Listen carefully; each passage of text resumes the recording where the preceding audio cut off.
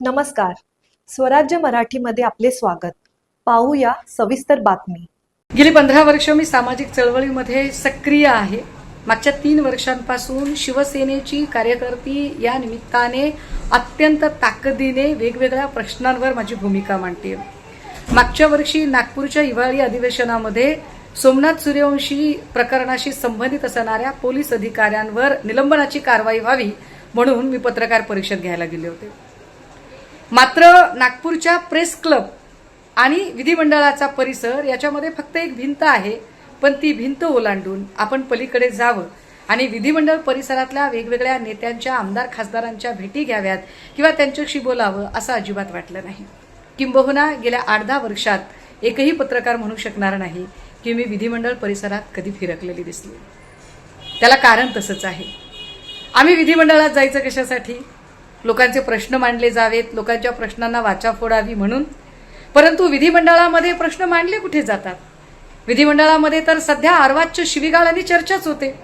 विरोधकांनी एखाद्या प्रश्नाचं उत्तर मागितलं की शंभूराज देसाई सारखा माणूस आईबाईवरून अत्यंत गलिच्छ पद्धतीने शिवीगाळ करतो, तर भाजपच्या बायका पायाला 56 बांधण्याची अर्वाच्य आणि अश्लील भाषा करतात. आज तर कहर झाला. विधिमंडळाची सगळी मान मर्यादा, एकेकाळी जे विधिमंडळ अत्यंत सुसंस्कृत आणि अभ्यासू नेत्यांच्या भाषणांनी समृद्ध झालेलं होतं, त्या विधिमंडळाच्या परिसरामध्ये चक्क गुंड हाणामारी करतात. म्हणजे बाहेर रस्त्यावर जशी 2 गटात हाणामारी असते तशी विधिमंडळामधली हाणामारी. काय वाटतंय? रस्त्यावरच्या हाणामारीमध्ये तक्रार नोंदवताना हा सत्ताधाऱ्याचा की विरोधकाचा अशी वाट बघणारे आणि त्याची जास्त चौकशी करणारे हीनदीन हतबल झालेले पोलीस अधिकारी जर त्यांनी तिथेच कारवाई केली असती तर कदाचित विधिमंडळामध्ये राडा होण्यापर्यंतची नौबत आली नसती.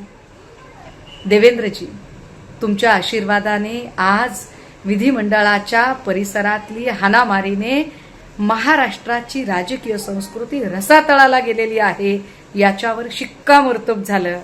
देवेंद्रजी, तुमचं मनपूर्वक अभिनंदन.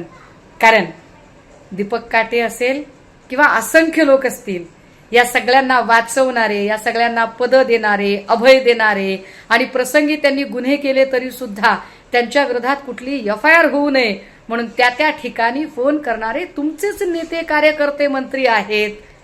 त्यामुळे आज विधिमंडळात जे काही झालं ते गृहमंत्री म्हणून तुमचं अपयश तर आहेच आहे, पण महाराष्ट्रासाठी लाज आणणारी गोष्ट आहे. आज महाराष्ट्राची मान शर्मेनं खाली गेली की आमच्या करातनं जे पैसे आम्ही भरतो आणि ज्या पैशांवर तुमचं अधिवेशन चालतं त्या अधिवेशनात लोकांचे प्रश्न नाही, शिवीगाळ आणि मारहाण चालते. स्वराज्य मराठी, बातमी नाही जबाबदारी. चॅनलला लाईक करा, शेअर करा आणि सबस्क्राईब करा.